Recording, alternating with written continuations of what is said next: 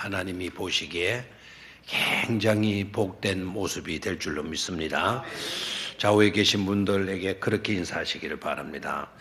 설날 연휴를 앞두고 예배하는 당신의 모습이 참으로 아름답습니다. 그렇게 인사를 하십시오.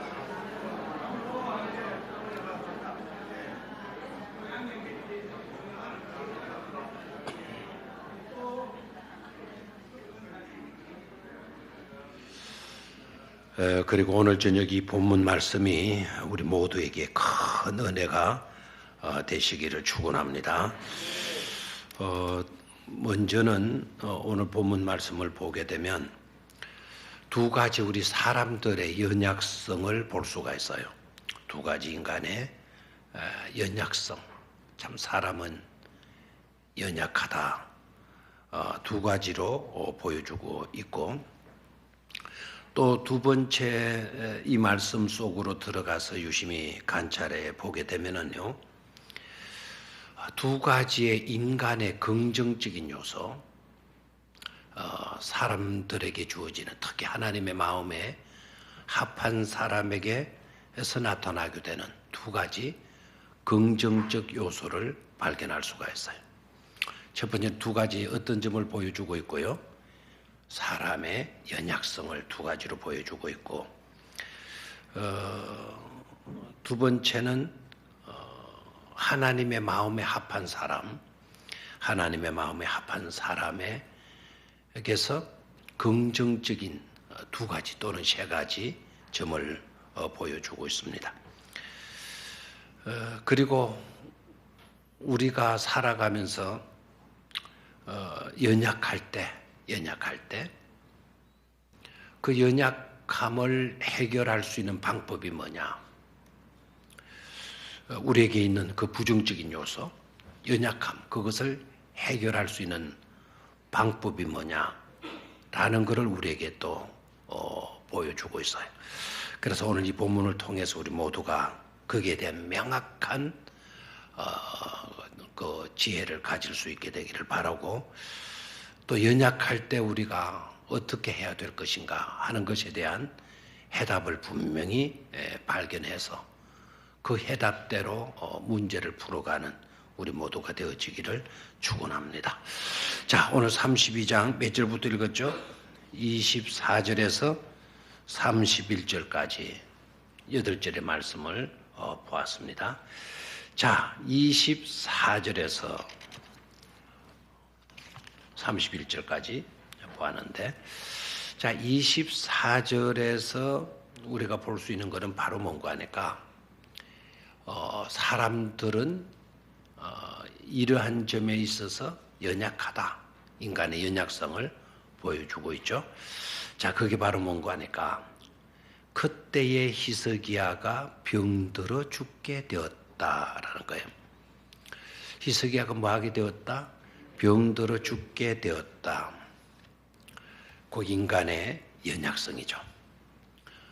왕이라 할지라도 뭐들게 되어 있고 병들게 되어져 있고, 그 병들게 되면, 그 병이 심하게 되게 되면 뭐 하게 되죠?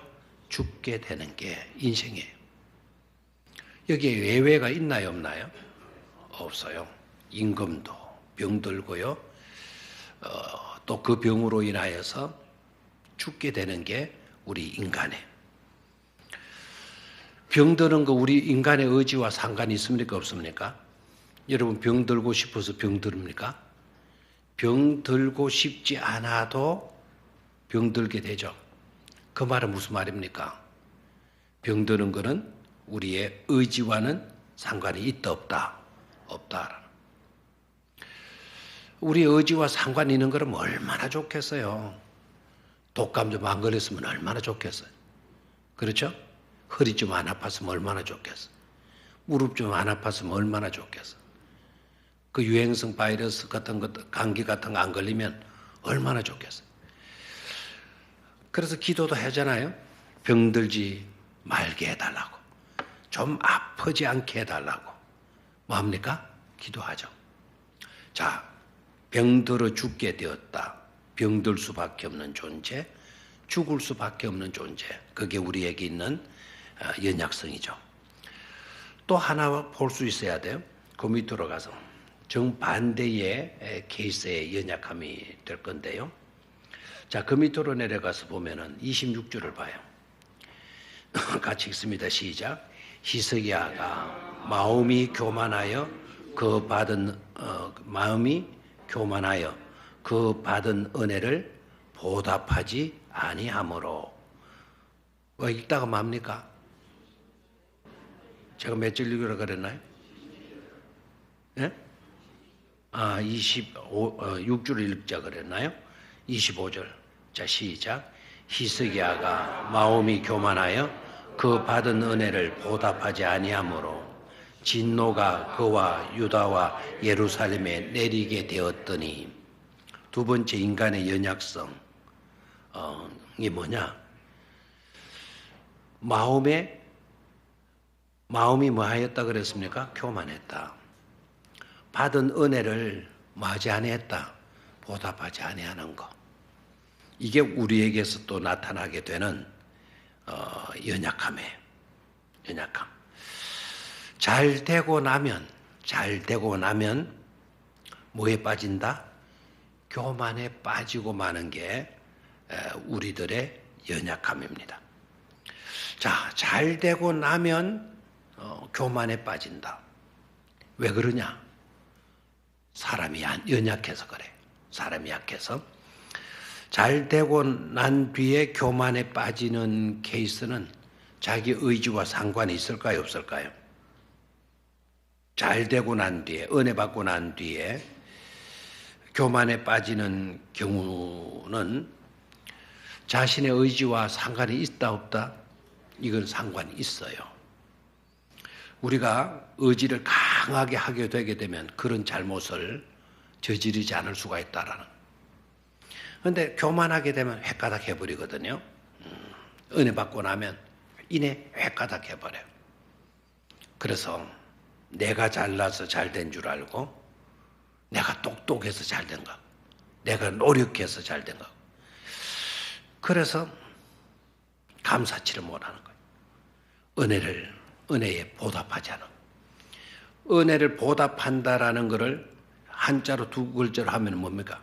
은혜를 보답한다. 보은이라고 그러죠. 보은. 우리는 철저히 무슨 삶을 살아야 돼요? 보은의 삶을 살아야 돼요. 이런 설날 같은 명절들도 따지고 보면은요, 뭐의 삶을 살라는 겁니까? 보은의 삶을 살라는 거예요.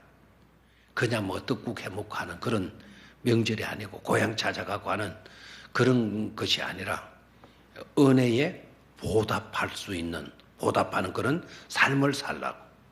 그 명절이 있는 것 아닙니까?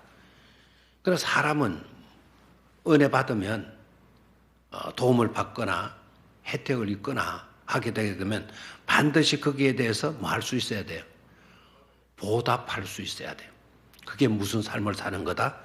보은의 삶을 사는 건데, 사람인지라 또 사람이 연약한지라 보은의 삶을 살아야 되는데도 불구하고 보은과는 정반대의 교만에 빠져가지고 보답지 못하는, 은혜를 보답하지 못하는 그런 삶을 살게 되는 것이다라는 거예요. 그게 우리 인간에게 있어서요, 주어지게 되는 두 가지의 연약성이에요. 하나는 뭐였습니까? 병들어 죽게 되는 거.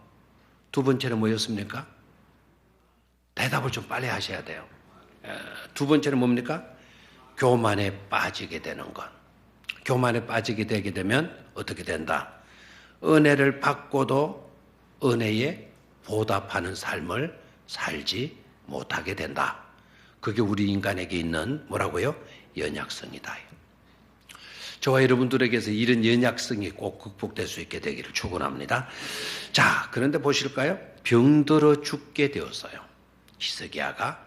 자, 자기가 인간이라는 거죠. 자기 연약함이 있다라는 거죠. 그런데 병들어 죽게 되는 이 문제를 어떻게 극복하나, 어떻게 풀어나가나라는 겁니다. 자, 24절을 다시 올라갑니다. 히스기야가 병들어 죽게 되었으므로 여호와께 마음에 그랬습니까? 기도하매. 병들어 죽게 되는 연약성의 문제를 히스기야가 뭐로 풀어가고 있는고 하니까 뭐로 풀어가고 있습니까? 여호와께 기도하는 것으로 풀어가고 있는 것을 보게 되죠. 아멘입니까? 그래서 하나님께 기도하는 거예요. 그래서 자기에게 있는 연약성의 문제를 두고 히스기야가 깨닫는 거예요.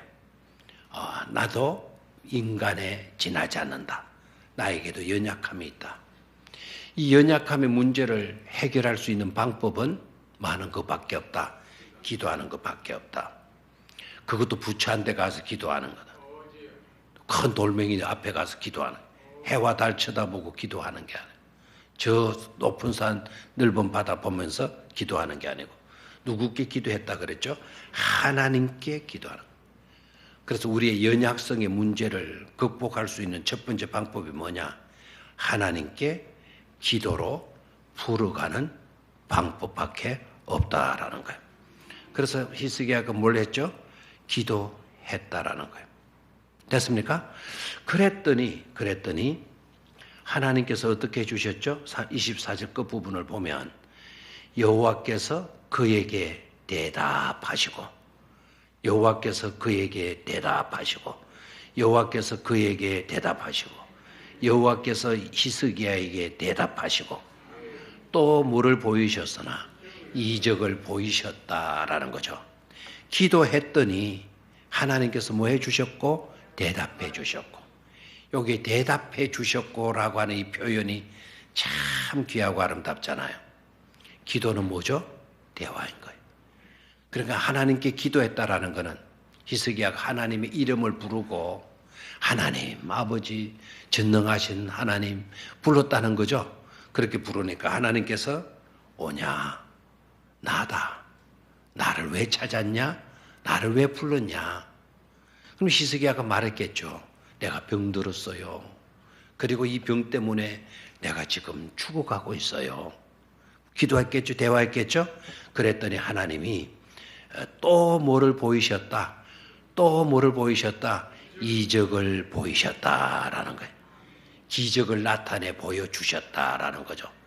그랬다고 하면 히스기야의 죽어가는 병을 뭐 해주셨다는 거죠? 고쳐주셨다라는 것 아닙니까? 하나님께 기도했고 자 병들어 죽어가는 연약성의 문제를 안게 되어졌을 때 히스기야는 그 문제를 갖고 그 연약성을 가지고 하나님께 뭐 했다? 기도했다. 하나님께 기도했더니 하나님이 대답해 주시고 하나님이 또 이적을 보여주셨다.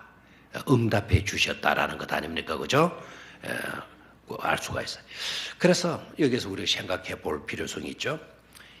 히스기야에게 있는 연약성, 임금도 병이 들고 임금도 병들어 죽게 되는 연약성인데 그 연약성의 문제가 오히려 히스기야 임금으로 하여금 뭐하게 했고 기도하게 했고 기도하게 되어졌더니 하나님이 개입해 주시고 대답해 주시고 고쳐주시는 역사가 따르게 된 것을 볼 수가 있죠.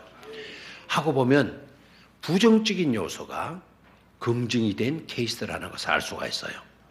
병든 것이 오히려 뭐가 됐어요? 긍정이 되어지고 있어요. 아멘입니까? 병들은 것 때문에 기도하는 사람이 되고 기도했더니 하나님의 응답을 받게 되는. 그래서 부정이 뭐가 된 케이스? 긍정이 된 케이스. 이런 변화의 역사, 이런 치유의 역사가 우리의 삶 가운데도 드러날 수 있게 되기를 축원합니다. 자, 두 번째 연약성이 뭐라 그랬죠? 25절에 히스기야가 마음이 뭐 했다 그랬습니까? 교만했다. 자, 교만에 빠졌다는 거죠. 교만에 빠진 결과는 바로 뭐냐? 교만에 빠지다 보니까 은혜에 뭐 하지 않았죠? 보답하지 않았다라는 거예요. 은혜에 보답하지 않았다. 은혜에 보답하지 않게 되니까 하나님이 그냥 두지 않고 하나님이 그에게 뭐를 바랬죠? 진노하셨다. 25절에 나와 있죠. 받은 은혜를 보답하지 아니하므로 진노가 그와 유다와 예루살렘에 뭐하게 되었다? 내리게 되었더니 그래서요.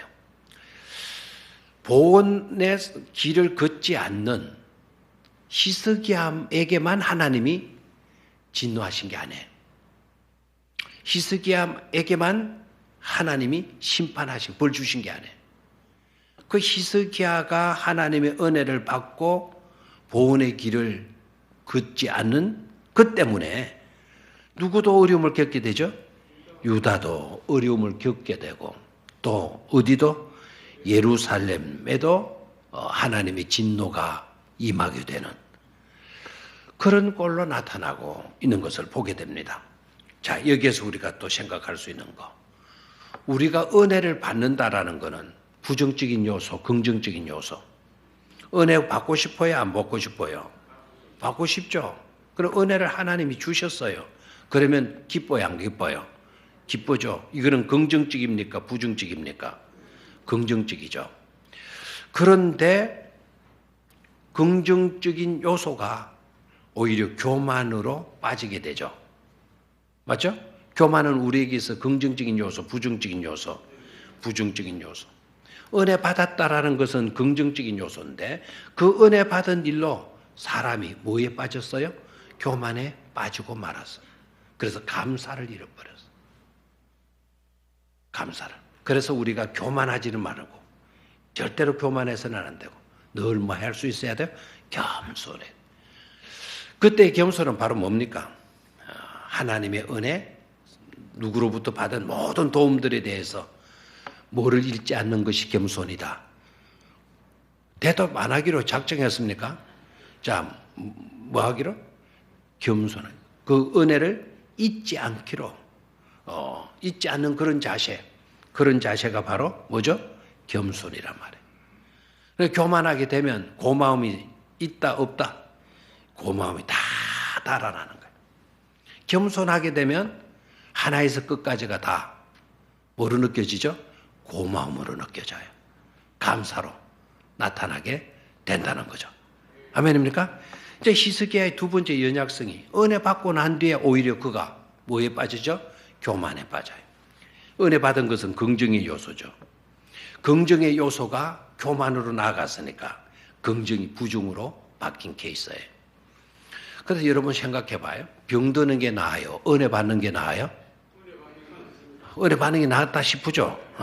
은혜 받고 히스기야는 오히려 교만에 빠져버렸어. 자, 병드는 게 나아요? 은혜 받는 게 나아요? 그래도 은혜 받는 게 나아요. 병들었을 때는 뭐 했습니까? 병들었을 때는 오히려 하나님을 찾았고 하나님 이름을 불렀고 하나님께 자기의 상황을 이야기해 드리고 하나님께 뭐 했다는 거죠? 기도했어요. 병들었을 때에는. 그래서 여러분 병들었다고 저주받았다 이렇게 생각하지 말아야 돼.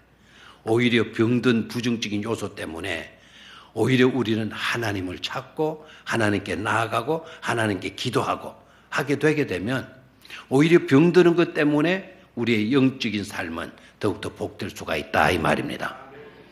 은혜 받고 난 뒤에 잘 되었어요. 출세했어요. 모든 게 잘 되었어요. 그리고 난 뒤에 뭐에 빠지면 안 된다? 교만에 빠지면 병드는 것보다 오히려 더 못한 케이스가 되어지고 말잖아요. 알겠습니까? 그래서 우리는 부정적인 요소를 우리가 안고 있다고 하더라도 그것 때문에 낙심하거나 그것 때문에 버림받았다거나 절망하거나 그러하지 말아야 돼요. 오히려 부정적인 요소가 나에게도 있고 여러분들에게도 있고 한다면 그 부정적인 요소를 긍정적인 요소로 바꾸어 놓을 수 있는 그런 믿음의 용사가 꼭 되셔야 된다 이 말입니다. 그 부정적인 요소를 긍정적인 요소로 바꾸어 놓을 수 있는 비결이 뭐다? 방법이 뭐다 그랬죠? 아까 그 방법이 먼저 문제를 풀어가는 연약성의 문제를 해결할 수 있는 방법이 바로 뭐라 그랬나요? 하나님께 뭐 하는 거다? 기도하는 거다. 됐습니까? 자, 두 번째 연약함의 문제가요. 긍정이 부정이 된 케이스인데요. 자, 이렇게 진노가 임하게 되니까 벌을 받게 되죠. 받게 되니까 26절로 내려가요. 히스기야가 그 진노 때문에 정신을 번쩍 차리게 되죠. 히스기야가 마음에 교만함을 뭐하고 뉘우치고, 다시 한번 히스기야가 마음의 교만을 뉘우치고, 됐습니까? 예루살렘 주민들도 그와 같이 하였으므로, 예루살렘 주민들도 그와 같이 했다는 말은 무슨 말이죠? 히스기야처럼 교만했던 거를 다 뭐 했다는 겁니까? 뉘우쳤다라는 거죠. 됐습니까? 그랬더니 여호와의 진노가 히스기야의 생전에는 그들에게 뭐하지 아니하니라, 내리지 아니하리라 그랬습니다. 그럼 교만의 병, 이 교만의 문제를, 또 진노의 문제를 극복할 수 있는 방법이 뭐냐? 교만의 문제, 하나님의 진노의 문제를 해결할 수 있는 방법이 바로 뭐죠? 바로 하나님께 회개하는 거다라는 거예요. 첫 번째는 뭐였고요? 기도하는 것이 답이었고, 두 번째로 교만에 빠지게 되어졌을 때에는 어수속히 재빨리 그 교만에서 돌이키는 것이 중요하다라는 거예요. 교만에서 돌이키는 것을 가리켜서 뭐라고 그런다? 회개라고 그런다. 여기는 뉘우치고라고 했는데 우리 리펜트했다, 회개했다, 뉘우쳤다, 그런 뜻이죠, 그죠? 그래서 회개하고 돌이키는 것이 바로 방법이다라는 거예요. 아멘입니까? 첫째는 뭐가 방법이고, 기도가 방법이고, 두 번째 연약성, 우리가 잘 되고 나면 너도 나도 다 교만에 빠지기가 쉬운데, 그 교만에 빠질 것들랑 주저하지 말고 즉각 하나님께로 회개하고 돌이켜야 된다. 그래서 회개가 방법이다라는 것을 알 수가 있죠. 그렇게 했더니 하나님께서 어떻게 해주셨다고요? 여호와의 진노가 히스기야의 생전에는, 살아있을 동안에는 그들에게 뭐하지 않았다. 자, 저를 봐요. 그 단어를 잘 봐야 돼요. 히스기야에게 내리지 않았다, 그에게 내리지 아니했다 그랬습니까? 그들에게 내리지 아니했다 그랬습니까? 자, 히스기야가 돌이켰어요. 히스기야가 회개했어요. 예루살렘 주민들도 왕이 회개하는 것을 보고 자기들도 회개했어요. 감사의 길을 걷지 못했다는 것, 고마움을 잃어버리고 버렸다라는 것, 그것을 회개했다라는 거예요. 회개하게 되니까 히스기야 생전에는, 히스기야가 살아있을 동안에는 히스기야에게 진노가 내리지 아니했다, 이렇게 기록이 되어야 될 건데, 히스기야가 살아있을 동안에는 그들에게 내리지 아니하니라 그랬어요. 한 사람의 잘못 때문에요, 공동체가 어려움을 겪게 돼요. 한 사람이 회개하고 돌아오게 되니까 공동체도 다 회복되고 복을 받게 되는 것을 우리에게 말씀해 주고 있죠. 아멘입니까? 자, 그래서 우리가 깨달을 수 있는 게 바로 뭐냐면, 첫 번째 하나님은 어떤 분이냐? 우리가 하나님을 찾고 나의 부족함 속에서, 연약함 속에서 하나님의 이름을 부르고 하나님께 기도했더니 하나님은 그 부르짖음의 기도에 대답해 주시고 응답해 주시고 문제를 해결해 주시는 하나님이시더라라는 것을 발견할 수가 있죠. 두 번째 깨닫게 되는 게 뭔가 하니까, 우리가 은혜 받고 난 뒤에, 잘 되고 난 뒤에 우리가 연약해서 보온의 길을 걷지 않는 거예요. 교만에 빠져서 감사치를 못하고 있는 거예요. 긍정이 부정이 되어진 케이스예요.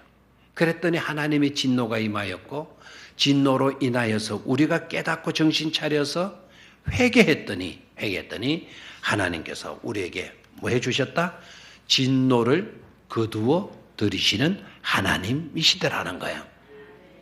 아멘입니까? 기도했더니 하나님이 응답해 주시고, 회개했더니 진노를 거두어 주시는 하나님이심을 우리는 본문을 통해서 깨달을 수가 있는 줄로 믿습니다.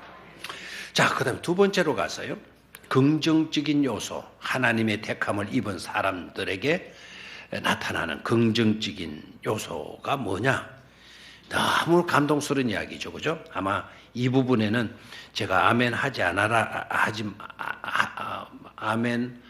하지 말라고 해도 아멘 하라고 말하지 안 해도 아마 아멘이 크게 나오리라 생각을 합니다. 자, 27절로 내려갑니다. 27절. 히스기야가 부와 영광이 지극한지라 이에 은금과 보석과 향품과 방패와 온갖 보배로운 그릇들을 위하여 창고를 세우며 한다고 또 아멘을 하고 싶은데 안 하고 있네요. 히스기야가 엄청 뭐가 됐죠? 부자가 됐어요.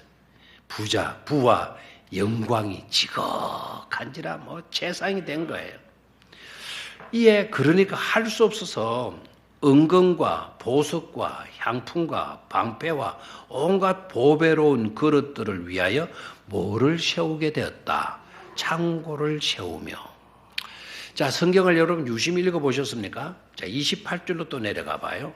자, 유달리 같은 단어가 반복되고 있는 걸 보게 돼요.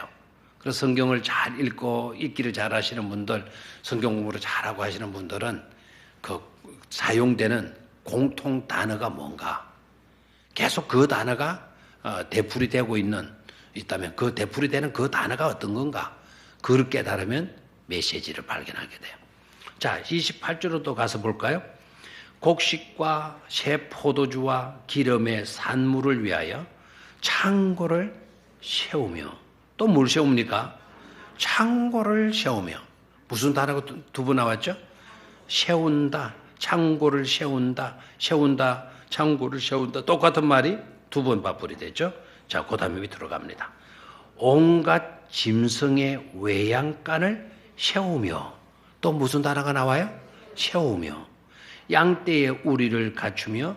29절에 양떼와 많은 소떼를 위하여 성읍들을 뭐 했더니 세웠으니 이는 하나님이 그에게 재산을 심히 많이 주셨음이며. 그랬잖아. 여기도 별로 아멘을 크게 안 하네요. 자, 여기서 깨달을 수 있는 것이 바로 뭐죠? 하나님의 마음에 합한 사람. 성경에는 하나님의 마음에 합한 사람을 많이 소개했으면 좋겠는데, 하나님의 마음에 합한 사람으로 소개하는 사람은 5손가락 안에 밖에 없어요. 몇 명밖에 없어요. 자, 하나님의 마음에 합한 사람 대표적인 인물이 누구죠? 여러분, 다윗입니다. 또 하나님 마음에 합한 사람 누구죠? 모세입니다. 하나님 마음에 합한 사람 누굽니까? 요셉입니다. 또 하나님의 마음에 합한 사람이 또 하나 소개되는데, 다윗 이후에 전무후무했던 하나님의 마음에 합한 임금이 있었어요. 다윗 이후에, 다윗 뒤에 유대 나라를 다스렸던 임금 중에 하나님의 마음에 합한 임금이 있었다. 다윗 이후에 그 이전에도 없었고 그 이후에도 없는 유명한 왕이 있어요. 그분이 바로 누구죠? 히스기야예요. 그 히스기야에게 하나님께서 복을 주신 내용이에요.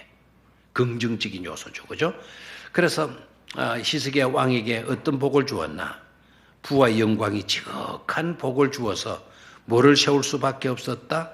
창고를 세울 수밖에 없었다. 됐습니까? 두 번째는요. 앞에 것이 폐물에 관계된 것이라면 보석에 관계된 풍성한 복을 주신 것이라고 한다면 그 보석 창고를 세울 수밖에 없는 그런 복을 주신 것이라고 한다면 28절에서는 바로 뭐죠? 곡식이에요. 곡식과 새 포도주와 기름의 산물을 위하여. 여기서 농사를 통해 가지고 엄청난 열매를 거두게 되었다는 거죠. 그렇죠? 그래서 또 뭐를 세울 수밖에 없었어요? 창고를 세울 수밖에 없게 되었다. 그 다음에 온갖 짐승에 뭐를 세웠다 그랬어요? 또 외양간, 목축의 복도 받아가지고, 목축의 복도 받아가지고는 뭐를 또 세울 수밖에 없었다?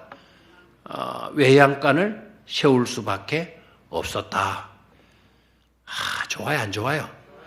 이런 복이 우리에게도 꼭 주어져야 될 줄로 믿습니다.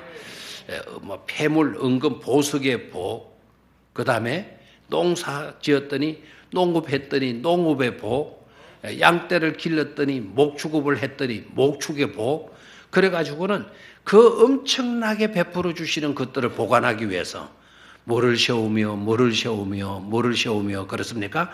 창고를 세우며 또 창고를 세우며 외양간을 세우며 우리를 갖추며 또 29절에 가서 보니까 양떼와 많은 소떼를 위하여 뭐들을 세웠으니 성읍들을 세웠으니 이렇게 이야기합니다. 저 참 이상해요. 양떼와 많은 소떼를 위하여 성읍들을 세웠으니 양떼와 소떼를 위해서 성읍을 세웠다니 무슨 말일까? 굉장히 고민이 돼서요. 아까 창고 세우는 거는 이해가 돼요. 창고 세우는 거는 막 추수해서 곡식 많아지면 창고를 세워야 되잖아요. 그 창고 세운 이야기가 언제 나온 줄 알아요? 구약에 족장실에 올라가면 요셉 때 애굽 땅에 7년 풍년 들었을 때 요셉이가 어떻게 했죠? 풍년 들었을 때 창고 세워서 그 곡식들 뭐 해둬야 된다. 저장해둬야 된다. 7년 뒤에 뭐가 생긴다? 흉년이 찾아오게 된다. 그때 그 곡식을 나눠야 된다. 그래서 창고 세우는 이야기 그때 나와요. 요셉 때 엄청난 풍요를 주셨거든요. 그래서 창고를 세웠어요. 그래서 이해가 돼요. 그래서 29절에 양떼와 많은 소떼를 위하여 양떼와 많은 소떼를 위하여 뭐를 세웠으니 성읍들을 세웠으니 이 말은 무슨 말일까요? 경제가 발전하게 되면은요. 경제가 발전하게 되면 마을도 커져야 안 커져요. 울산이 뭐 지금 에이고 참 지금이네 울산이지 한 50년 전에 30년 전에 울산 솔직히 울산 본토 사시는 분들 별 볼 일 있었어요? 없었어요? 50년 전 40년 전 울산 사셨던 분들 좀 이야기해 봐요. 별 볼 일 있었어요? 그리고 이 도시가 뭐가 발전된 거죠? 과학이 발달되고 뭐 경제가 발전되고 뭐 기술이 발전되고 뭐 조선소가 들어오고 자동차가 들어오고 뭐 SK가 들어오고 뭐 여러 공장들이 들어오고 그렇게 되다 보니까 울산이 커졌어요, 안 커졌어요? 커졌죠. 110만. 옛날에 여기도 아마 몇만 됐겠나요? 뭐 몇만 정도 되는 그런 울산이었겠죠. 그와 마찬가지로요. 이 경제가 발전이 됐다는. 그때 당시는 판가름이 공장 지어가지고 그런 공장이 없었어요. 그때는 농사, 목축업 이런 걸 같이 발달되게 되면 경제가 살아나는 거예요. 경제가 살아나게 되니까 뭐가 생길 수밖에 없다. 도시가 건설될 수밖에 없는 것이죠. 그러니까 상상해봐. 한 개인의 부정도가 아니다라는 거예요. 엄청나게 하나님은 히스기야 왕에게 뭐를 주셨어요? 복을 주셔요. 그 뒤에 바로 나오죠. 하나님이 그에게 재산을 심히 많이 주셨으므로. 됐습니까? 왜 그렇게 되어졌느냐? 그 이유는 이는 하나님이 그에게 누구죠? 히스기야에게 재산을 심히 많이 주셨습니다. 아멘입니까? 어려움을 갖고 있던 연약한 인간이 그 어려움의 문제, 연약함의 문제를 두고 하나님께 기도했더니 하나님께서 더 응답해 주시고 그리고 교만해서 잘못된 것에 빠졌을 때 진노 내렸을 때 회개하고 돌이키게 되어지니까 하나님이 그 진노를 마여 주시고 거두어 주시고 그리고 그에게 엄청난 부와 영광을 내려주셔서 세우는 성읍을 또 세우는 그런 축복까지 안겨주시는 하나님이심을 볼 수가 있습니다. 그런 하나님을 우리에게 지금 보여주고 있는 겁니다. 자, 30절로 갑니다. 30절. 30절에 내려가니까 또 놀라운 은혜가 나타나고 있죠. 30절 시작. 이 히스기야가 또 기혼의 이 샘물을 막아 그 아래로부터 다윗성 서쪽으로 곱게 끌어들였으니 히스기야가 그의 모든 일에 형통하였더라. 아멘. 이 히스기야가 그냥 히스기야가 해도 우리는 알겠는데 이 히스기야가 저 앞에 이자는 왜 붙였을까요? 저 앞에는 왜 붙였을까요? 바로 앞에 거를 소개하는 거예요. 앞에 어떤 히스기야죠? 하나님께로부터 엄청난 재산의 복을 받았던 바로 그 히스기야가 됐습니까? 자, 연약함을 가졌던 그가 기도해서 하나님의 회복을 얻게 되었고 또 그 많은 은혜와 복을 받고 난 뒤에 교만에 빠졌다가 얻어맞고 회개하게 되어졌더니 하나님께서 그 내렸던 진노를 거두어 주시고 됐습니까?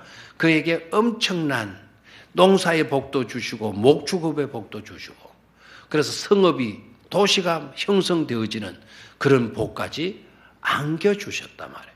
바로 이 히스기야가 됐습니까? 방금 제가 그 히스기야가라고 말해도 돼요. 이 히스기야가 그 복으로 끝나지 않고 그런 복을 받은 이 히스기야가 또 기혼의 이센물을 막아 그 아래로부터 다윗성 서쪽으로 곱게 끌어들였으니 히스기야가 그의 모든 일에 마하였더라. 형통하였더라. 그래서요. 자, 저기에 또 기혼의 이센물을 막아 그 아래로부터 다윗성 서쪽으로 곱게 끌어들였으니 저 말의 의미는요. 여러분들이 성지를 안 갔다 오시니까 저것이 별로 와닿지 않을 거예요. 성경 공부를 조금 하신 분들은 저 사건이요. 보통 사건이 아니었다라는 것을 아마 성경 공부를 통해서 배웠으리라 생각을 해요.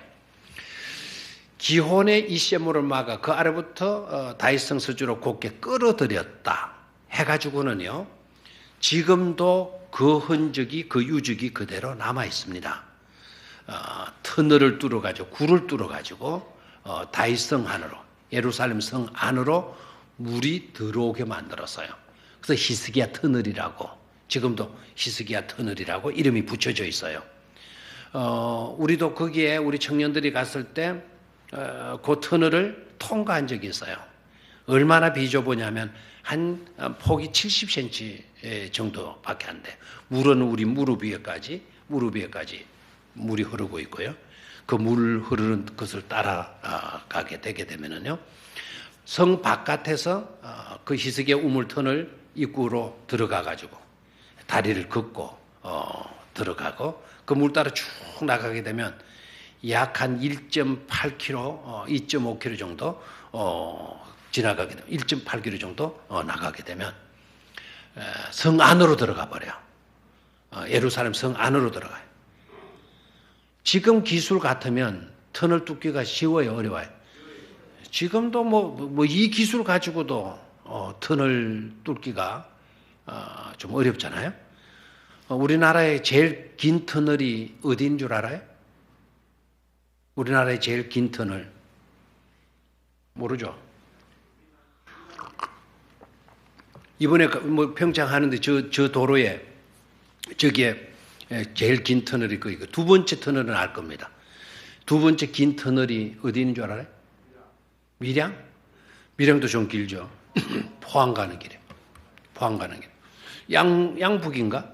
그 어디쯤이 그 터널이 우리나라에서 두 번째로 긴 터널이라 그래. 강원도에 있는 그 터널은 무려 13km 정도? 모르겠어요. 하여튼 정확하게 모르겠어요. 저도 듣기만 했는데. 여러분 13km를 30리를 계속 터널 속으로 달린다? 그거 굉장하죠. 그걸 해냈어요. 지금 우리 기술이요. 근데 그때 당시는 히스기야 시대 때 터널은 이런 기구들이 있어요. 사람이 손으로. 그것도 모래를 판 거 아닙니다. 흙을 파는 거 아니고 돌을 뚫어가지고 돌을 뚫어가지고 터널을 물길을 만들어 난 거예요. 그러니까 기혼의 윗샘물을 막아 그 아래부터 다윗성 서쪽으로 곱게 물을 끌어들였다. 그래서 나중에요. 로마가 예루살렘 정복할 때 굉장히 힘들었다는 거예요. 포위 작전을 하면 포위를 해놓으면은 저 성 안에 있는 사람들 마실 물이 없어서 먹을 양식이 없어서 다 굶어 줄 줄 알았다는 거예요. 세월이 가도 굶어 죽어요, 안 죽어요? 안 죽어요. 그 이유가 바로 히스기야가 터널을 뚫어서 그 물이 거기 안으로 성 안으로 공급되는 것을 몰랐던 거죠. 그래서 작업이 저 일이 굉장히 큰 일이었다라는 것을 깨달아야 돼요. 그리고 저것을 딱 소개하고 난 뒤에 끝부분이 바로 뭡니까? 히스기야가 그의 모든 일에 뭐하였더라? 형통하였더라라는 거예요. 연약했던 사람이요, 약점이 있는 사람, 한계성이 있는 사람이 어떻게 모든 일에 형통한 사람이 되어질 수가 있었나? 그게는 바로 히스기야의 누구 때문이다? 하나님 때문이다라는 거예요. 29절에 양떼와 많은 숫대를 위하여 성읍들을 세워서 이는 하나님이 히스기야에게 재산을 심히 많이 주셨습니다라는 거예요. 아멘입니까? 형통하게 하시는 하나님이심을 또 깨달을 수가 있죠. 자, 그런데요, 그 밑으로 가서 31절을 봅니다. 자, 이것으로 끝나면 안 되겠죠. 31절. 그러나 바벨론 방백들이 히스기야에게 서신을 보내어 편지를 보내온 겁니다. 어느 나라에서? 바벨론 제국에서. 바벨론 제국입니다. 바벨론은 여러분 아시죠? 바벨론 제국에서 방백들이 히스기야에게 편지를 보내왔는데 보내어 그 땅에서 나타난 이적을 물을 때에 그 땅은 히스기야 유대 땅에서 일어난 하나님의 이적, 그 이적을 물을 때에 하나님이 누구를 떠났다 그랬어요? 히스기야를 떠나시고 그의 심중에 있는 것을 다 알고자 하셔서 뭐 하셨더라? 시험하셨더라. 무슨 말일까요? 왜 하나님이 떠났어요? 바벨론 제국에서 사신들이 그 방백들이 편지를 보내와서 질문했다면 하나님이 어떻게 대답해라 이렇게 가르쳐 주셔야 되잖아요. 감동을 주시거나 영감을 주시거나. 그런데 하나님이 떠나셨다 그랬어요. 누구를 떠나셨다? 히스기야를 떠나셨다 그랬어요. 이유는 뭐라 그랬나요? 그의 심중에 있는 것을 다 알고자 하사 뭐 했다?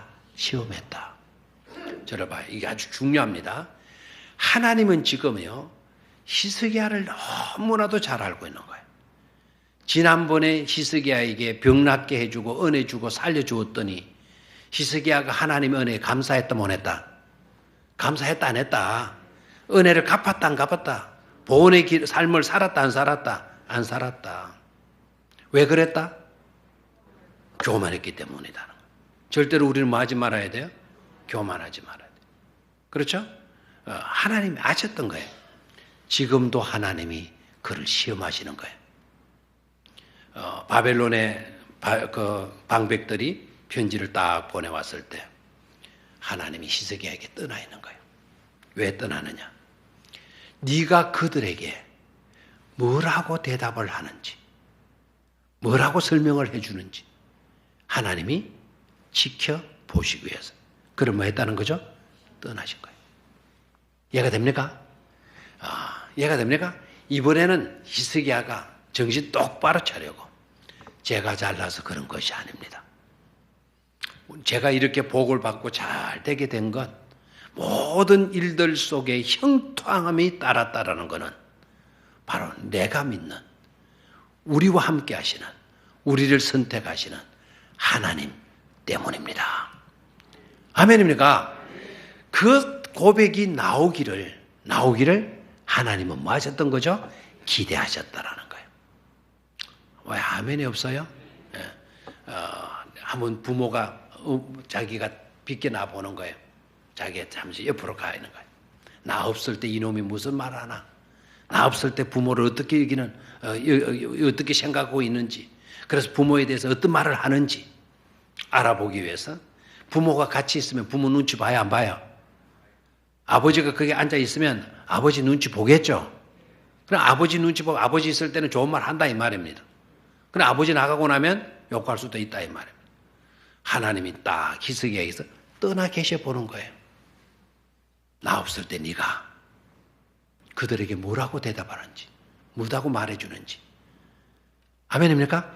우리 이런 하나님을 꼭 깨달으셔야 돼요. 하나님이 우리와 함께 하실 때에나 그렇지 않을 때에도 꼭 하나님을 향한 바른 신앙 고백이 있어야 될 줄로 믿습니다. 자, 오늘 이 본문은요, 우리에게 연약성을 보여준다, 또 긍정적인 요소를 보여주고 있다. 됐습니까? 그리고 하나님은 우리에게 진정한 우리의 신앙 고백을 듣고 싶어 하시는 분이시다라는 걸 생각했어요. 자, 연약함의 문제의 해결책은 뭐다? 기도다. 우리가 잘못된 그 연약성, 은혜 받고 난 뒤에 교만하게 되어졌을 때 그때의 해답은 또 뭐다? 회개다. 그래서 우리의 부정적인 요소를 극복할 수 있는 것은 바로 뭐다? 그 방법이 기도와 회개에 있다라는 거죠. 아멘입니까? 우리가 기도하고 회개하게 되게 되면은요, 하나님은 반드시 그 기도에 뭐 해주시고 응답해 주시고 심판하셨더라도 진노하셨더라도 그 진노를 뭐 해주시고 거두어 주시는 하나님이시고, 아멘입니까? 택한 하나님의 백성, 하나님의 마음에 합한 자를 향하여 하나님은 폐물로도 보석으로도 농사일로도 목축업으로도 넘치는 은혜와 복을 부어주시는 하나님이시고, 그 일들로 인하여서 성읍을 세울 수 있는, 그래서 세우고 세우는 은혜를 우리에게 안겨주시는 분이시고, 아멘입니까? 그리고 우리의 모든 삶을 형통으로 이끌어주시는 하나님이시다라는 거예요. 결론적으로 딱 한 가지, 그렇게 해주시면서 하나님이 우리에게 기대하는 것 하나 있다. 그게 바로 뭐죠? 하나님 때문에 내가 이런 복을 받았습니다라고 하는 진정한 신앙 고백을 듣고 싶어 하시는 분이 누구이시다? 하나님이시다. 그 은혜를 놓치지 않게 되기를 주의 이름으로 축원합니다. 하나님 아버지,